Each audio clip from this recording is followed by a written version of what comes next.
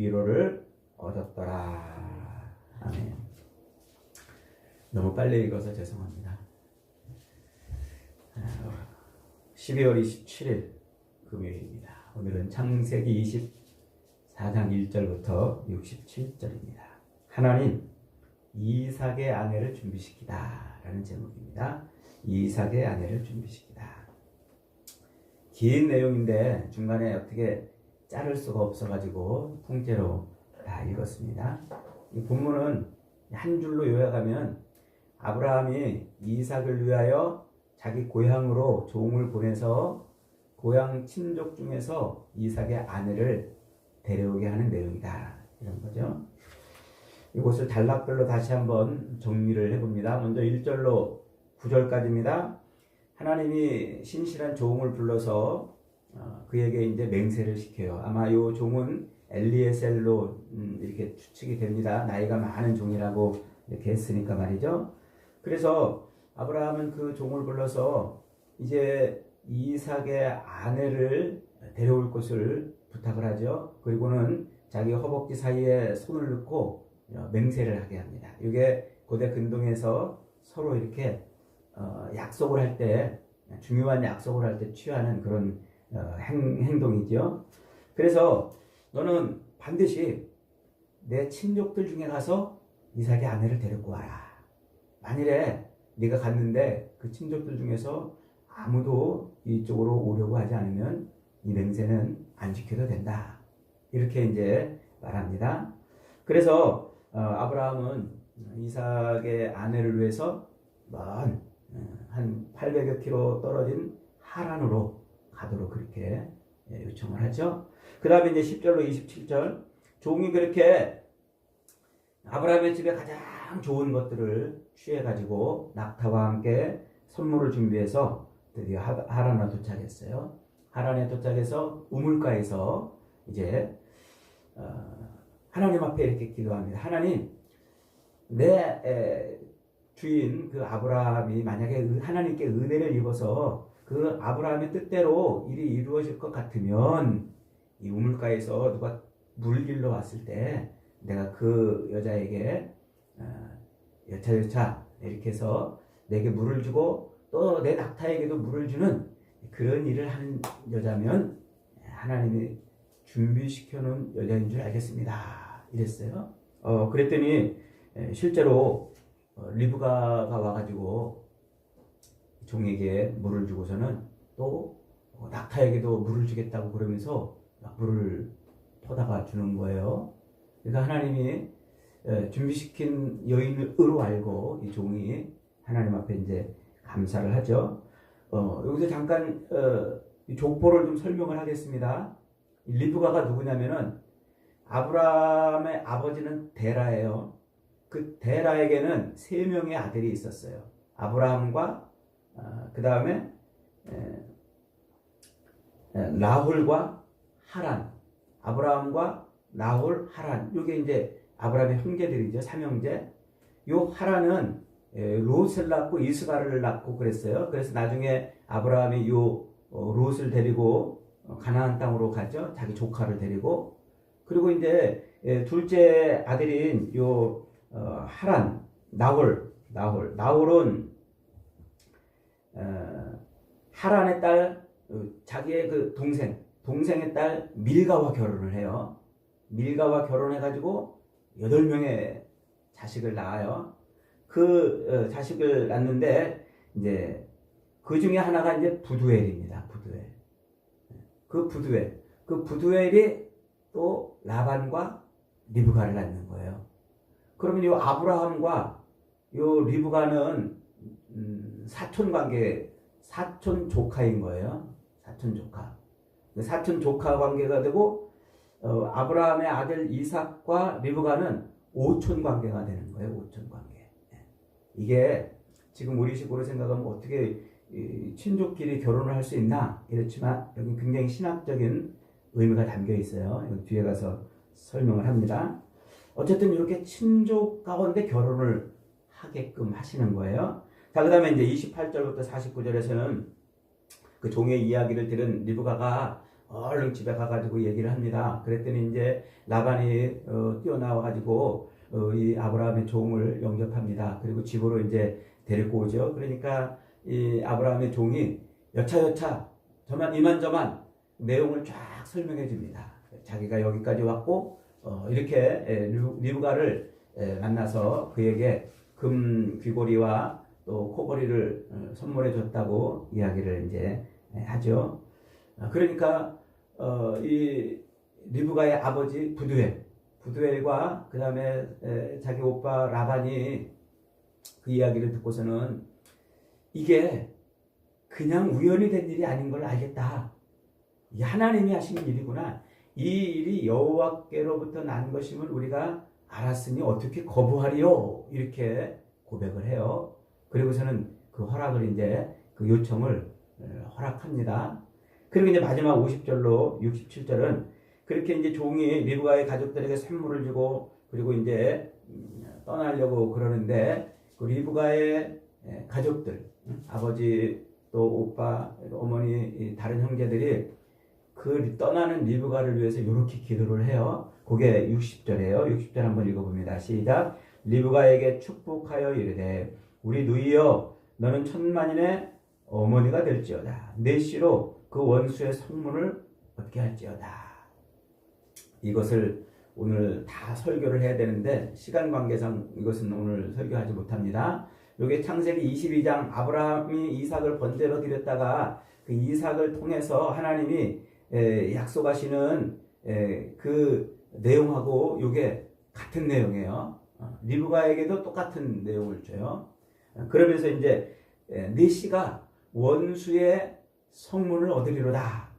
이렇게 이제 축복을 하는데 이게 똑같은 거예요. 이삭에게 줬던 거나 리브가에게 지금 축복하는 거나 똑같은. 그 원수의 성문을 얻는다는 얘기는 그 원수를 진멸한다는 얘기예요. 그 성을 정복한다는 얘기입니다. 이렇게 놀라운 그런 놀라운 예언을 이제 축복으로 해주고 돌아오게 되죠. 그리고 돌아와서 이제 이삭이 리브가를 만나 같이 결혼해서 안식에 들어갔다. 이 얘기가 오늘 본문의 이야기입니다. 이 이야기 속에는요 아주 중요한 신학적인 의미가 담겨 있어요. 첫째로 아브라함이 그 아내 이삭의 아내를 위해서 아브라함이 자기 아들 이삭의 아내를 위해서 가나안 여인 중에서 며느리를 택하지 않고 자기 고향의 친족들에게 가서 며느리를 데려온다는 것입니다. 이것은 우상 문화에 절어 있는 이 가나안 여인들 중에서 자기 아들의 아내를 삼지 아니하고 자기 친족 중에서 일부러 그렇게 삼았다는 것입니다. 사실 아브라함은 그 당시에 그 고대 근동에 아브라함이 살고 있던 그 시대에 굉장히 영향력이 있는 인물이었어요. 사회적으로나 정치적으로나 경제적으로나 아브라함은 굉장히 큰 영향력을 행사하고 있던 인물이에요. 주로 이제 왕들과 이렇게 서로 대화를 하고 이러는 사람이잖아요. 그러니까 아브라함은 자기 아들 이삭의 아내를 얼마든지 정치적으로 혹은 경제적으로 혹은 사회적으로 얼마든지 유명 인사들, 영향력 있는 인사들과 결혼을 시킬 수 있었습니다. 그러나 아브라함은 그걸 거부한 거예요. 그리고 자기 아들을 친척의 혈족 중에서 찾아갔고 그 아들 이삭을 또 데리고 가서 이삭이 가서 골라오도록도 하지 않았어요. 이삭은 여기에 있고 종이 가서 데려오도록. 그러니까 이것은 뭘 의미하냐면 이삭으로 하여금 약속의 땅을 떠나지 않게 하는 거예요. 약속의 땅을 벗어나지 않게. 만약에 가나안 여인 중에서 아내를 고르게 되면 이삭은 약속의 혈통으로 이어지지 않습니다. 그러니까 그걸 막아낸 거예요. 그리고 이삭을 고향으로 보내서 아내를 데려오게 했다면 약속의 땅을 떠나는 게 됩니다. 그러니까 아브라함은 하나님의 약속을 지키고 하나님의 뜻을 성취하는 그 일을 위해서 이런 일을 지금 행하고 있는 것입니다. 그러니까 하나님의 뜻이, 하나님의 목적이 자기의 삶을 통해서 이루어지기를 열망한 거예요. 그동안 하나님이 자기에게 집요하게 귀가 따갑도록 말씀하신 땅을 주고 자손을 주고 네 씨가 번성하게 하리라는 이것을 이루려고 그는 어느덧 믿음의 경지에 올라 있다는 거예요. 이걸 우리가 읽어낼 수 있어야 됩니다. 두 번째로 이 주인의 부탁을 받은 종이 하나님 앞에 엎드려서 자기 맡은 일을 수행하잖아요. 그러면서 이제 주인의 무릎 사이에 손을 넣고 맹세한 그 맹세를 지키기 위해서 출발합니다. 그러니까 이 주인의 무릎에 손을 넣고 맹세를 한 이 맹세가 이 종에게는 결코 쉬운 가벼운 일이 아니에요. 반드시 뭐 해야 되는 일이에요? 성취를 해야만 일입니다. 그래서 그는 그 먼 길을 떠나는데 앞으로 어떤 일이 벌어질지 알 수도 없었고 또 정말 필요한 사람을 만날런지 못 만날런지 알 수도 없었어요. 그래서 그는 어떻게 할 수밖에 없었다고요? 하나님 앞에 엎드릴 수밖에 없었어요. 하나님 앞에 엎드려. 그래서 12절에 보니까 그가 이르되 우리 주인 아브라함의 하나님 여호와여 원하건대 오늘 나에게 순조롭게 만나게 해서 내 주인 아브라함에게 은혜를 베푸시옵소서. 하나님 앞에 기도하는 거예요. 여러분, 우리가 왜 기도합니까? 앞날을 모르기 때문에 기도하는 거예요. 왜 기도합니까? 두렵기 때문에, 내일이 두렵기 때문에 기도하는 것입니다. 아브라함의 종은 기꺼이 하나님 앞에 엎드려서 은혜 베푸시기를 기도합니다. 하나님은 그 기도대로 그의 길을 인도하셨고 그의 앞길을 예비하셨어요.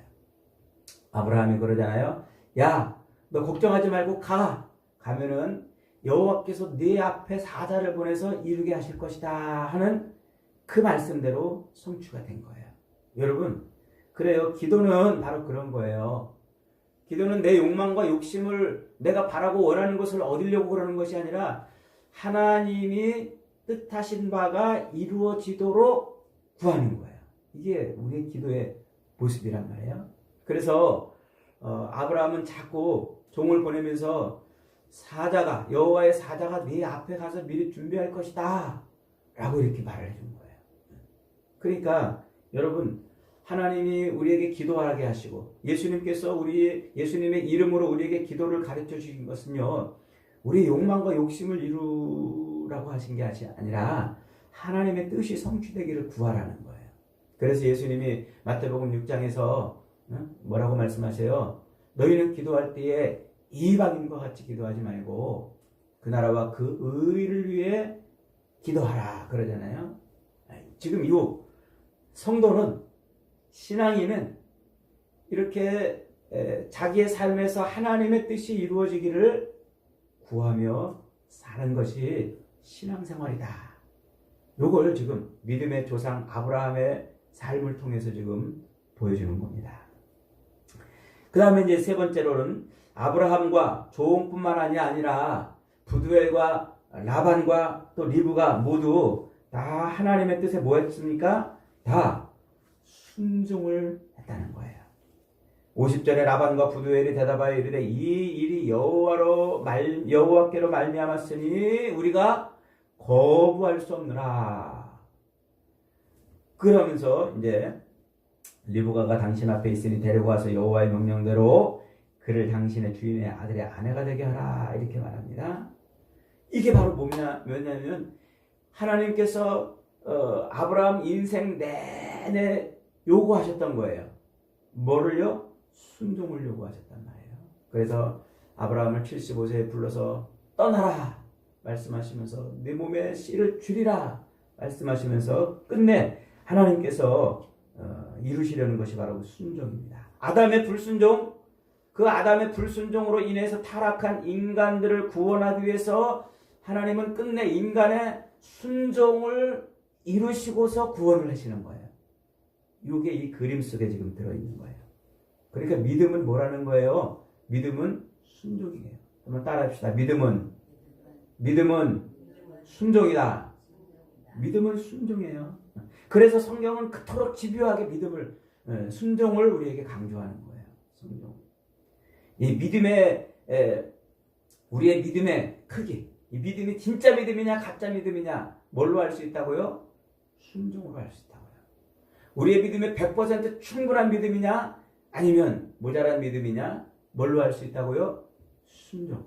그래서 그 순종의 크기가 믿음의 크기이고 그 순종이 우리의 믿음을 판별하는 판별식이라고 성경이 그렇게 집요하게 말하고 있는 겁니다. 요 공식, 순종을 보면 믿음이 보인다. 요 공식을 하나 가지고서 성경을 들여다보면 전부 이 순종 얘기예요. 노아는 산 위에 배를 지으라는 말씀에 순종했잖아요. 아브라함도 끝내 아들 이삭을 바치라는 말씀에 순종했잖아요. 그 순종의 경지까지 오를 때 비로소 하나님의 역사가 일어나는 거예요. 이게 바로 믿음. 그래서 성경은요, 순종이 제사보다 낫고 듣는 것이 수양의 기름보다 낫다 이렇게 말한다고 그랬잖아요. 사도 바울은 로마서 5장 19절에서 이렇게 말해요. 한 사람이 순종하지 아니함으로 모든 사람이 죄인 된 것 같이 한 사람이 순종함으로 모든 사람이 의인 되었다. 세상 역사를 한 줄로 이렇게 순종이라는 것으로 요약을 해버렸어요. 이게 성경이 말하는 믿음의 사람들의 삶의 방식이란 말이에요. 순종. 그러니까 여러분 꼭 기억하셔야 돼요. 이 믿음의 조상인 이 아브라함의 그 마지막 모습이 뭐라고요?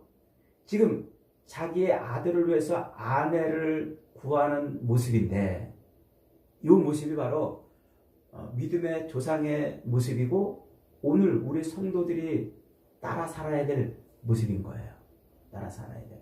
그러니까 여러분 오늘 저와 여러분의 삶은 늘 하나님의 뜻을 이루는 삶이 되어야 해요. 이 땅에서 우리가 사는 이 짧은 시간 동안 하나님은 집요하게도 우리를 훈련시켜요. 아브라함을 그렇게 25년 동안 훈련시키고 끝내 아들을 주셨던 것처럼 그리고 그 아들이 성장할 때 또 아들을 바치라고 요구하셨던 것처럼 끝내 우리를 뭐 하세요? 하나님의 뜻에 순종하는 사람으로 만들어낸단 말이에요. 그래서 하나님의 뜻에 순종하는 사람이 되는 경지를 뭐라고 말한다고요? 신약 성경의 표현으로 말하면 그리스도의 장성한 분량이 충만한 데까지 올라가는 거예요. 그리스도가 바로 하나님 말씀에 순종의 결정체잖아요. 예수님이 바로 하나님 말씀에 순종한 순종의 결정체잖아요. 그래서 그 예수님의 장성한 분량, 예수님의 그 분량이 충만한 데까지 자라는 것이 우리의 삶의 목표인 거예요. 그래서 매일매일 저와 여러분들은 신앙생활하면서 순종의 삶을 살아야 돼요. 이것이 성경이 우리에게 보여주는 믿음의 조상 아브라함의 모습인 거예요. 뒤에 너무 분량이 많은데 이것은 다음 시간에 이어서 하도록 하겠습니다. 사랑하는 여러분, 하나님은 우리에게 끝내 하나님의 뜻이 이루어지기를 갈망하고 요구하는 인생이 되게 하시고 그리고 그 뜻을 이루는 인생으로 살게 하셔요. 우리는 이 땅을 사는 동안 끊임없이 하나님 앞에 기도를 통해서 그 나라와 그 의가 이루어지기를 간구해야 돼요. 그리고 그대로 순종함으로 하나님의 뜻을 이루며 사는 것입니다. 저와 여러분들이 하나님의 그 뜻을 이루는 순종의 결정체였던 예수 그리스도의 장성한 분량이 충만한 데까지 자라는 그런 믿음으로 남은 인생을 사셔서 주 앞에 착하고 충성된 종아 잘하였도다라는 칭찬을 듣는 은혜가 있기를 주님의 이름으로 축복합니다. 아멘.